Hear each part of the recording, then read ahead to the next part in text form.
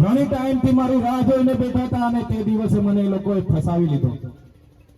તમે જોયું હશે ઓફિસમાંથી જ્યારે હું જેવો બહાર નીકળ્યો, ભાજપના સાંસદ ત્યાંના મનસુખ વસાવા આખું ટોળું લઈને આવી ગયા, આખા જિલ્લાની પોલીસ આવી ગઈ અને એક જાગૃત ધારાસભ્ય તરીકે મને તાત્કાલિક ત્યાં એરેસ્ટ કરી લેવામાં આવ્યો. તમે જોયું હશે એરેસ્ટ કર્યા.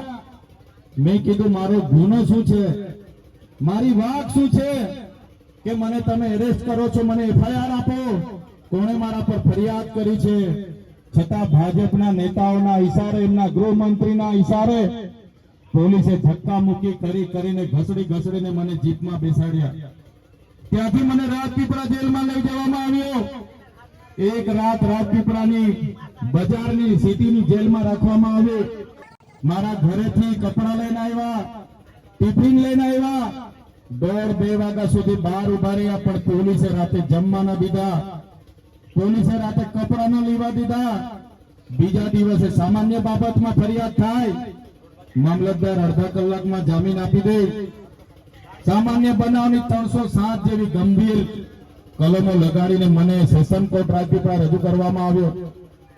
રાજપીપળામાં તમે જોયું હશે મારા વકીલોને કોર્ટમાં આવવા નહીં દીધા.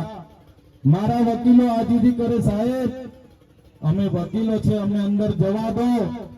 પોલીસ પર ભારતના ભાજપના નેતાઓનું દબાણ, એમના ગૃહમંત્રીનું દબાણ, અમારા વકીલો આજીજી કરતા રહ્યા પણ કોર્ટમાં આવવા ન દીધા. મારા જામીન રદ થયા. મને રાજપીપળાની જિલ્લા જેલમાં રાખવાને બદલે ગૃહમંત્રીના ઈશારે મને સેન્ટ્રલ જેલ વડોદરા ખાતે નાખવામાં આવ્યો. હાઈ સિક્યુરિટીની કોટડીમાં એકલો જ મને બંધ કરી દેવામાં આવ્યો. સાથીઓ, હું જેલથી ડરતો નથી, હું અવાજ કરું છું. હું જેલથી ડરતો નથી, પણ જ્યારે વગર ગુને મને જેલ વેઠવાની આવી ત્યારે મને ખૂબ દુઃખ થયું.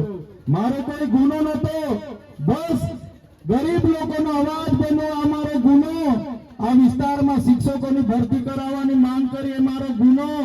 આ વિસ્તારમાં કંઈ પણ થાય, કેમિકલ કંપનીઓ અહીંયા આપણા લોકો સાથે અત્યાચાર કરે એવી જગ્યાએ ઉભા રહીએ અમારો ગુનો.